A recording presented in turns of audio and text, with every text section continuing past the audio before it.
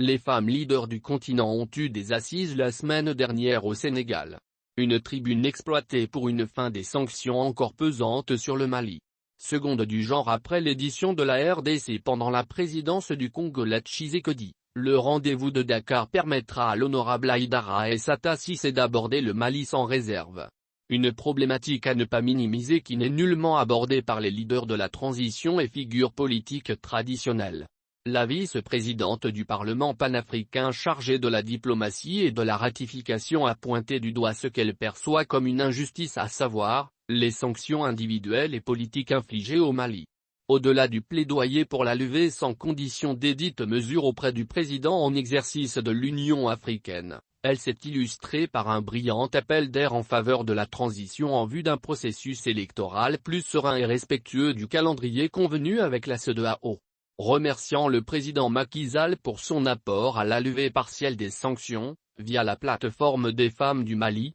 la membre du CNT juge inadmissible la persistance des mesures punitives sous des formes qui étouffent la voix du Mali sur les scènes politiques, régionales et sous-régionales. Une perception d'autant plus pertinente que les pays ne sont guère logés à la même enseigne et que les dites sanctions ne leur sont pas appliquées avec la même rigueur, pour des situations politiques pourtant identiques.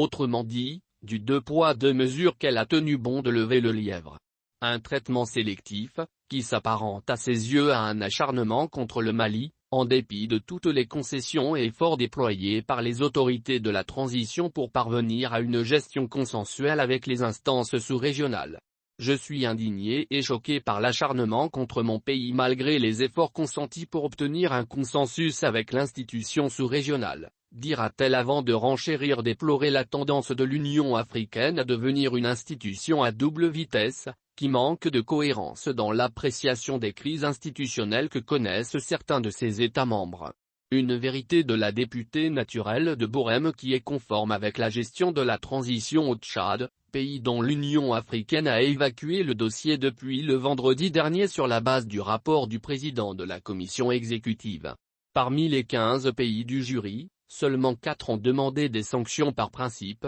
5 se sont prononcés contre et les autres se sont abstenus. Bien que la décision de ne pas sanctionner N'Djamena reste salutaire, Château estime que la partialité ayant prévalu devrait sonner le clairon d'une solidarité agissante entre les pays du continent frappés pour une situation similaire. Selon elle, le Mali, la Guinée, le Burkina Faso voire le Soudan doivent parler d'une même voix pour réclamer la levée sans délai des sanctions politiques et individuelles qui leur sont iniquement imposées. D'ailleurs, la parlementaire de classe mondiale compte donner le ton elle-même, à travers pétition en ligne pour dénoncer l'injustice et l'acharnement contre les 4 pays concernés en général et le Mali en particulier. Un coup d'État n'est jamais souhaitable dans une démocratie mais, une fois accomplis, les efforts de retour à l'ordre constitutionnel méritent d'être accompagnés, estime-t-elle, en soutenant au passage que les mesures de sanctions en vigueur ont montré leurs limites et ne sont utiles qu'à braquer chaque jour un peu plus la population contre les dirigeants.